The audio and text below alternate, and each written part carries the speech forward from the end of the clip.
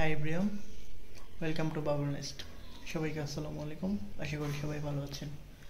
তো আজকে মেইনলি একটা জিনিস নিয়ে কথা বলবো, সেটা হলো অনেকে জিজ্ঞেস করে থাকেন যে প্ল্যান্টেড অ্যাকোয়ারিয়াম বা কমিউনিটি ট্যাঙ্কে ফাইটার ফিশ রাখা যায় কি না, আর যদি রাখা যায় তাহলে সেটার প্রসেস বা প্রসিডিউর কী বা কীভাবে রাখতে হয়। দেখা যাচ্ছে অনেকে এরকম করে যে প্রথমেই কেনার পরে প্রথমেই নিয়ে ট্যাঙ্কে ছেড়ে দেয়, এরপরে অন্যান্য মাছ থাকলে তাদের সাথে ওটা মারামারি শুরু করে দেয়। তো এটা একটা সমস্যা, যার কারণে অনেকে মনে করেন একদম টোটালি রাখাই যায় না, কিন্তু আমি এখানে রাখি। আমার পিছনে একটা ট্যাঙ্ক দেখতে পাচ্ছেন, এই ট্যাঙ্কে কিছু কমিউনিটি ফিশ আছে, আমি দেখাবো ভালোভাবে। এবং এখানে আমি ফাইটার ফিশও রাখছি। কীভাবে আমার এটা নর্মালি ভালোভাবে রাখতে পারছি, কিন্তু একদমই যদি না থাকে, প্রথম দিকে ফাইট করে, সেটা কিভাবে রাখবেন তার একটা প্রসেস আমি আজকে আপনাদের দেখাবো।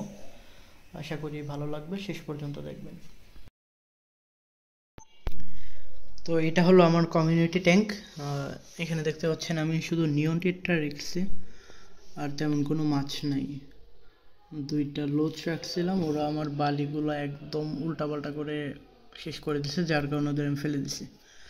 আমি অত বেশি প্রফেশনাল না, যার কারণে আমার প্ল্যান্টেড ট্যাঙ্কটা অত সুন্দর হয় নাই, এখানে অনেক ভুল ত্রুটি আছে। যদি আপনাদের মধ্যে কেউ এক্সপার্ট থাকেন তাহলে আমাকে প্লিজ ভুলগুলো ধরিয়ে দেবেন, যেন আমি সুন্দরভাবে আমার ট্যাঙ্কটাকে সাজাতে পারি। তো আমরা মূল টপিকে আসি, যে আপনারা কিভাবে এই কমিউনিটি ট্যাঙ্কের সাথে বেটা ফিশকে রাখতে পারেন। তো দেখাচ্ছি আমি। প্রথমে আপনারা একটা এরকম প্লাস্টিকের কাপে অথবা প্লাস্টিকের বোতল আছে, সাদা বোতল ট্রান্সপারেন্ট, ওইগুলোতে মাছটাকে এভাবে রাখবেন। নিয়ে মাছটা আপনি ট্যাঙ্কের ভিতরে এভাবে ডুবিয়ে রাখবেন। তো আমি নর্মালি এভাবেই রাখলাম, যেহেতু এখানে আমার সুযোগ একটা আছে, লাইটের নিচে যদি এভাবে দিয়ে দিই তাহলে এটা নড়াচড়া করবে না। তো দেখেন এটা কিভাবে আছে, এইভাবে। তার মানে মাছটা অন্য মাছগুলোকে খুব সহজেই দেখতে পারতেছে এবং ওরা ওকে দেখতে পারতেছে। যদি আপনি এটা ট্রান্সপারেন্ট না দিয়ে কোনো কালারফুল একটা গ্লাস বা বোতল দেন, তাহলে এটা ভালোভাবে দেখতে পারবে না। তো যখন এভাবে আপনাকে 2-3 দিন রাখতে হবে প্রাথমিকভাবে, তখন কি হবে, এই মাছগুলো ওকে দেখবে, ও এদেরকে দেখবে। দেখতে দেখতে মোটামুটি ওদের ভেতরে একটা আন্ডারস্ট্যান্ডিং বা পরিচিতি চলে আসবে। এটা তো নর্মাল একটা বিষয়, যে আপনি রেগুলার একটা জিনিস দেখলে সেটা আপনি পরিচিত হয়ে যাবেন, ও নর্মাল ব্যাপার। কিন্তু সেটা যদি ফাইটার ফিশ হয় তাহলে সে মারামারি করবে। তো যদি এই অন্যান্য মাছ যেগুলো আছে, যেমন আপনি নিয়ন টেট্রা বলেন, কার্ডিনাল টেট্রা আছে, অ্যাম্বার টেট্রা, রাসবরা, এই টাইপের ছোট ছোট মাছ আছে, এগুলোর সাথে আপনি ফাইটারকে রাখতে পারবেন, বা মলিগাপ্পির সাথেও রাখা যায়। তো আপনি এইভাবে মাছটাকে ট্যাঙ্কের ভিতর এভাবে ভাসিয়ে রাখবেন, যেন মাছগুলো অন্য মাছকে দেখতে পারে, অন্য মাছগুলো সহজে ওকে দেখতে পারে।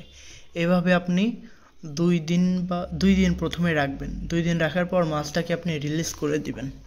এভাবে মাছটাকে আপনি, টেম্পারেচারটা তো মেনটেন হবেই, আমি এখান থেকেই পানি উঠাইছি, এভাবে আপনি রিলিজ করে দিবেন। আমার এটা আগে থেকেই ছিল, যার কারণে ও কোনো ডিস্টার্ব করবে না। রিলিজ করে দেওয়ার পরে দেখেন ওকে এখানে ছেড়ে দিচ্ছি। রিলিজ করে দেওয়ার পরে যদি দেখেন যে ওরা ফাইট করতেছে, ফাইটার অন্য মাছকে অ্যাটাক করতেছে, তাহলে আপনি আবার ওই কাপের ভেতরে উঠাই আরও 2-1 দিন রাখবেন। আশা করি 2 দিনের ভেতরেই ঠিক হয়ে যাবে, কোনো প্রবলেম করবে না। বাই চান্স যদি আবারও এরকম সমস্যা করে, তাহলে আরও 1 দিন 2 দিন এভাবে একটু দিন বাড়াবেন, আবার ট্রাই করবেন 2 দিন পরে, তারপরে আবার বাড়াবেন। যদি না হয়, একদমই না হচ্ছে, তাহলে মনে করবেন যে ওইটা অতিরিক্ত অ্যাগ্রেসিভ ফিশ, ও এদের সাথে অ্যাডজাস্ট করতে পারবে না। দেখা যাচ্ছে যে কিছু কিছু মাছ এরকম থাকেই, যে ওদের সাথে কোনো মাছকেই রাখা যায় না, অতিরিক্ত অ্যাক্টিভ বা অ্যাগ্রেসিভ থাকে, ওরা যে কোনো মাছ দেখলেই তাদেরকে অ্যাটাক করে বসে। তো এই পর্যন্তই ছিল ভিডিও। যদি আপনাদের ভালো লাগে তাহলে লাইক, কমেন্ট, শেয়ার করবেন, সাবস্ক্রাইব করবেন। আর নিয়মিত এরকম ইনফরমেটিভ ভিডিও যদি পেতে চান মাছ সম্পর্কে, তাহলে আমার চ্যানেলটা সাবস্ক্রাইব করে রাখুন। আর আপনাদের কী ধরনের ভিডিও দিলে আপনাদের উপকার হয় বা আপনার কি সম্পর্কে আপনারা জানতে চান মাছের ব্যাপারে সেগুলো কমেন্ট করে জানাবেন। আমি পরবর্তীতে সেগুলোর ভিডিও দিব ইনশাল্লাহ। তো ঠিক আছে, সবাই ভালো থাকবেন। আসসালামু আলাইকুম।